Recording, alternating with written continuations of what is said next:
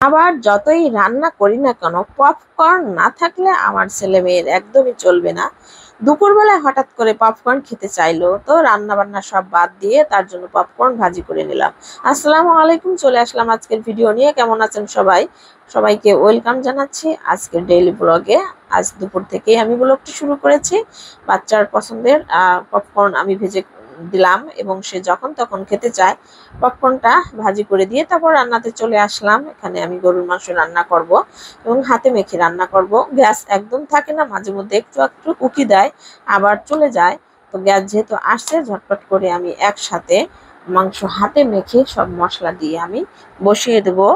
আর মাংস, এটা হচ্ছে কোরবানির মাংস। আর কোরবানির মাংস যেহেতু আছে, সেখান থেকে মাংস নিয়ে আমি পরিষ্কার করে সুন্দর করে ধুয়ে নিয়েছি। আর মাংস ধুতে ধুতে এত পরিমাণ সময় আমার চলে যায়, মাংসতে একটু বালু ছিল বেশি, আর যার কারণে আমার সময় অনেক লস হয়ে যায়।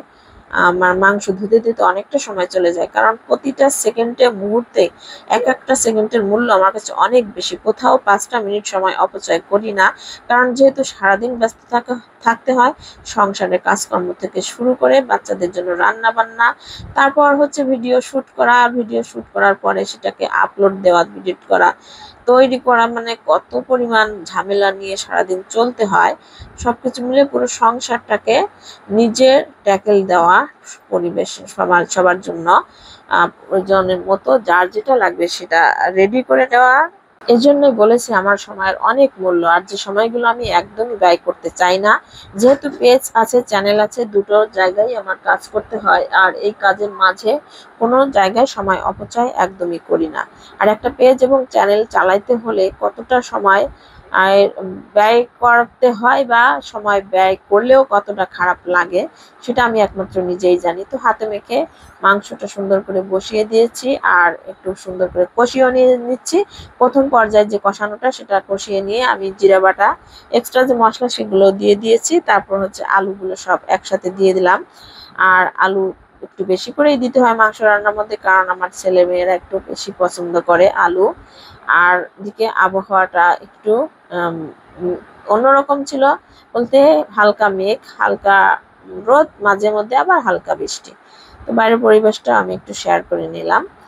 আর অন্যদিকে মাংস রান্নার পাশাপাশি তো অন্য শাকসবজি একটু রাখতেই হবে। তো গ্যাস তো চলেই গেছে, কি আর করা। ছাদ থেকে কিছু শাক, কলমি শাক, তারপরে চাল কুমড়ার পাতা, এগুলো নিয়ে এসে ডাল দিয়ে একটা রান্না করে নিলাম। এটা বাঙালি রান্না, যেটা না হলেই নয়। কেউ শাক পছন্দ করে, কেউ মাংস পছন্দ করে। আর সেই সাথে একটু কাঁচা কলা, ইলিশ মাছ দিয়ে রান্না করে নিব। আর কাঁচা কলা একটু সুন্দর করে পরিষ্কার করে নিয়েছি। আর অন্যদিকে রাতের বেলায় আবার একটু গ্যাস আসছিল, গ্যাস আসার কারণে গরুর বট রান্না করলাম। আগে থেকে সিদ্ধ করে নিয়েছিলাম, আর সেই সাথে পেঁয়াজ দিলাম, আর সব মশলা একসাথে দিয়ে তারপর বট রান্না করে নিব। আর কারেন্টে তো বারবার ডিস্টার্বও করছে, রান্নার মাঝ দিয়ে ভিডিও করতে অসুবিধা হচ্ছে। যাই হোক, আজকের ভিডিও এখানেই শেষ করে নিচ্ছি। ভালো থাকবেন, সবাইকে ওয়েলকাম জানাচ্ছি আবারও। আল্লাহ হাফেজ, আসসালামু আলাইকুম।